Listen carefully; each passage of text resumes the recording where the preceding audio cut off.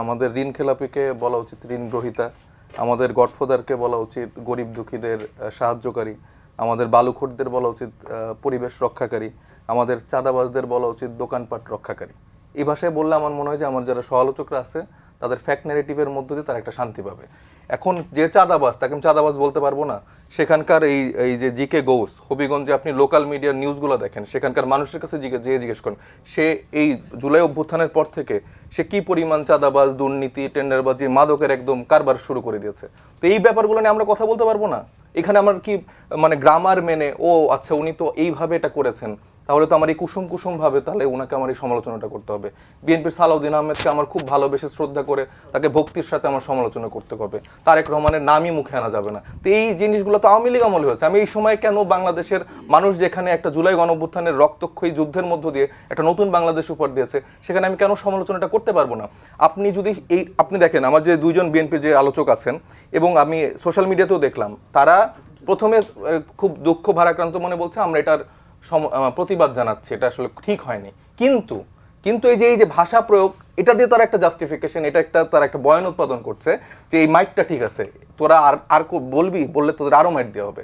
তো এটার মধ্য দিয়ে তো তারা তাদের যে পুরনো রাজনীতির জায়গাটা, এই যে যারা এই কথাগুলো বলছে, এই যে 15 সালের যে ঘটনাটা উল্লেখ করলাম, 15 সালে তো তাদের যখন এই যে বেধড়ক মারলো, পেটালো, তখন তো তারা বলছে যে হাসিনাকে হচ্ছে যে তারা সমালোচনা করছে, কটূক্তি করছে, এটার জন্য তাদেরকে মারা হয়েছে।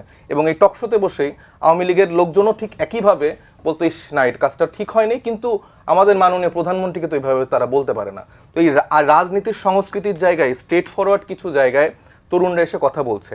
হ্যাঁ, নাসির উদ্দিন পাটোয়ারির অনেক কিছু নিয়ে আপনি সমালোচনা করতে পারেন, আমারও তার অনেক কিছু হয়তো ভালো নাই লাগতে পারে, কিন্তু তাই বলে কি আপনি তার গাড়িতে হামলা করবেন এবং সেটাকে আপনি জাস্টিফাই করে যাবেন যে হ্যাঁ আচ্ছা এই কুষ্টিয়াতে হয়েছে, অমুক জায়গায় হয়েছে, এটাও তার হইতে হবে? মানে এখানকার লোকাল মানুষজন মার খাচ্ছে না, সে কেন মার খাচ্ছে? কারণ সেইভাবে বলতেছে। তো আপনি তো জুলাই গণঅভ্যুত্থানের পর কারো গায়ে হাত তুলতে পারেন, আপনি তো আপনার কথা দিয়ে আপনি তাকে মোকাবেলা করেন, আপনি রাজনৈতিক ভাষা দিয়ে মোকাবেলা করেন।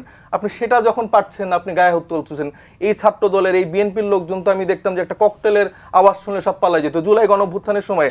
এখন বর্তমানে যারা মেন মন্ত্রী আছে, ছাত্র দলের যারা সিনিয়র লিডার আছে, তাদেরকে আমি দেখছি একটা ককটেলের বিস্ফোরণের শব্দ শুনে তারা হই হই করে সব পালিয়ে যাচ্ছে।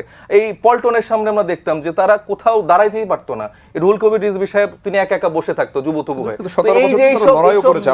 এইসব ঘটনাগুলো যদি তারা ভুলে যে মনে করে যে তারা এখন অনেককে ধরাকে সরাজ্ঞান করে ফেলছে, বাংলাদেশ এখন তারা যা বলবে তাই হবে, তাইলে তো ভাই এটা সম্ভব না। বাংলাদেশের তরুণ, ছাত্র, জনতা, যারা সকল স্টেক হোল্ডাররা মিলে গণঅভ্যুত্থান সফল করেছে, বাংলাদেশের মানুষ বিএনপিকে যে ম্যান্ডেটটা দিয়েছে রাষ্ট্র পরিচালনা করার জন্য, সেটা না করে যদি তারা এখানে সন্ত্রাসী কার্যক্রম পরিচালনা করে এবং 6 মাস হয়ে যাওয়ার পরও তাদের কিছু বলা যাবে না যে না থাক, আপনারা 5-10 বছর থাকেন, তারপর দেখি আপনাদের একটু যদি সমালোচনা করা যায়।